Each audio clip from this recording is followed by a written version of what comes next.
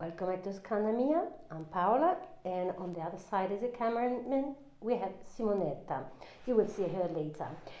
We have been giving here cooking classes at Toscanamia for so many years, and now we have this new experience with cooking classes online. We hope they are reasonable.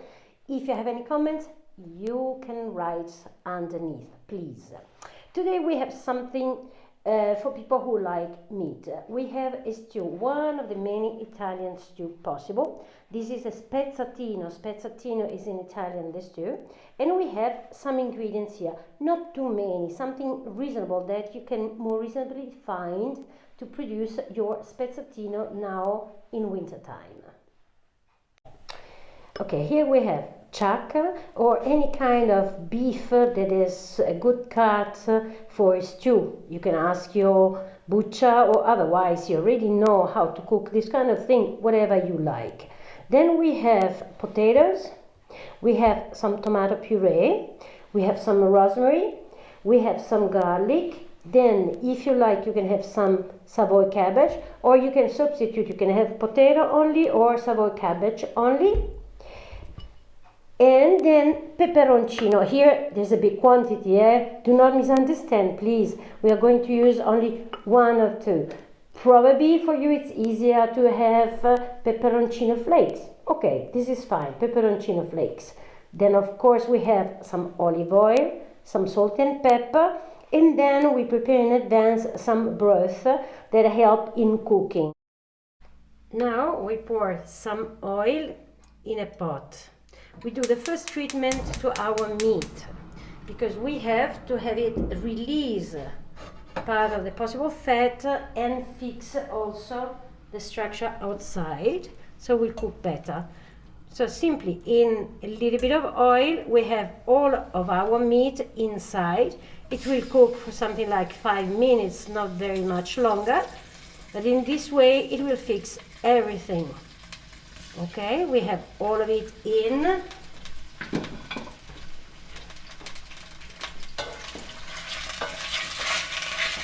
And we cook it here.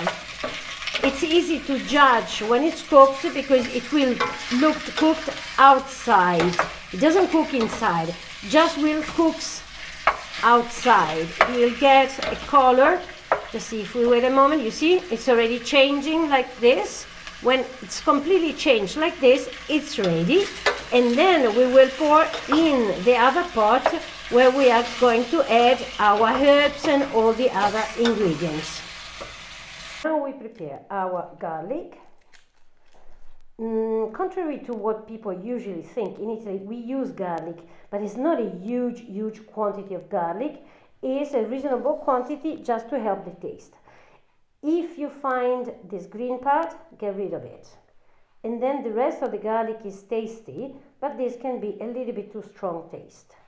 Then we can use rosemary. Okay, we have our rosemary from outside, so we do in this way. Maybe you have already chopped rosemary. Okay, you can use the already chopped rosemary. Doesn't matter, it depends really on availability of ingredients. Then we chop the garlic and the rosemary. If you prefer also, you can add also a taste of sage, as you like, but really we don't want to exaggerate today with all the tastes. So rosemary and garlic now, and this will be the soffritto. Soffritto is the beginning of many ways of cooking, of many recipes we have in Italy. Rosemary and garlic is so important in Tuscany. In Tuscany we always use so much rosemary and garlic. Okay, so we chop it. As you see, I'm chopping with a mezzaluna. Mezzaluna is the Italian tool that we use so much for chopping, but in fact we could do also, if you prefer, with a normal, absolutely a normal chef knife, one way or the other, the one you prefer. Okay, so just finely chopped. This is going to be in the pot with the oil to give taste to our meat. After doing this, we prepare also our potatoes. We have, just to get big chunks, because anyway they are going to cook Which for kind longer of potato? time. Whatever potato you have available, it's fine, absolutely. Don't ask me about the sweet potatoes, because sweet potatoes are not so common for us. It's what we call American potatoes. It's a little bit funny because all potatoes are American, but those ones are not easily available, so it's not common for us to use them. Then, preparing the potatoes, we can also cut in big chunks our cabbage. As you see, it's not really like you have to do a big, complicated way of cooking. You need big chunks because anyway, the cabbage is going to cook for an hour with the meat, and the potatoes will be added at the end, but we'll have anyway a lot of time to cook. So, as you can see, big chunks, nothing else than this. Okay? Pieces like this. That's fine. Big pieces or small pieces? Big pieces are perfect because anyway they are going to have a lot of time to cook, and then when you eat your meat you will have your pieces of vegetable and potato together.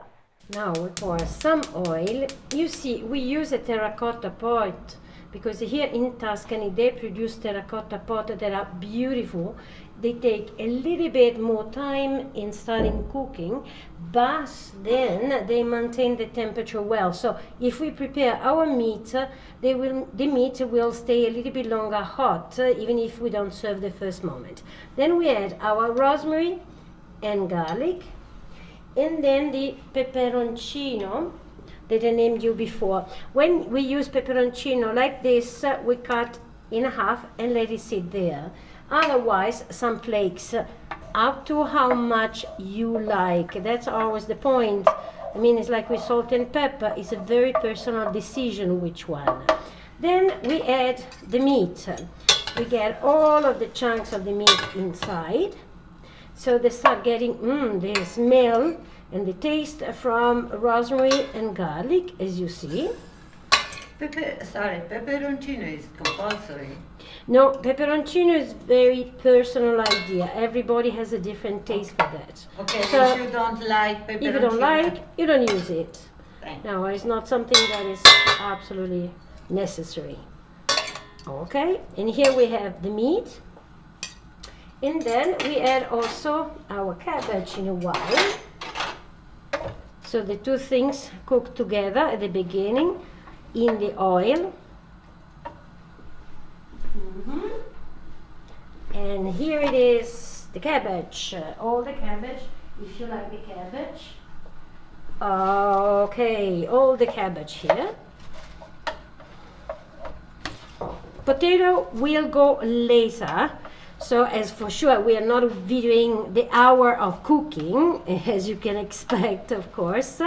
Now we cook this for half an hour, then we add the potatoes, and then another half hour, of course. Any liquid? Now we are adding our broth. In the broth we have diluted the tomato puree that you have seen before. Okay, now the meat and the cabbage have taken some of the smell from the oil. Which kind of broth? Whatever broth you like. If you have a chicken or beef, perfect. If you have just a vegetable one, is okay. It just is a good warm thing to add so it can cook in it. Okay, because it's a stew, it needs time to cook, and the tomato gives a nice taste to everything.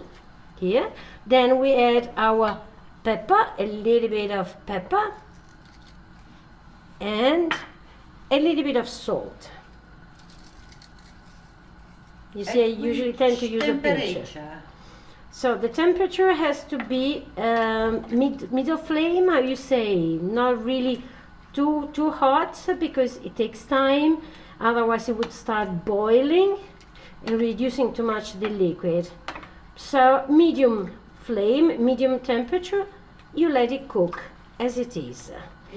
Is it a slow cooking? It's a slow cooking. That's the thing with stew. It's much better if the slow cook. That gives the time to the meat to cook in a delicate way and absorb the other tastes. Okay. And here we are with our stew, with our meat for tonight.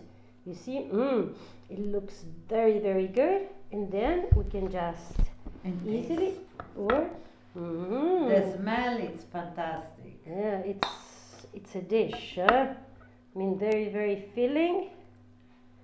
It can be a unique dish. Oh yes. Usually for us we serve a first and a second, but actually in this occasion probably it could be just one. That's important. So, okay, I remind you that you can find the recipe on our blog, toscanamia.blog. Then you can find us on different social media and you'll find the names underneath.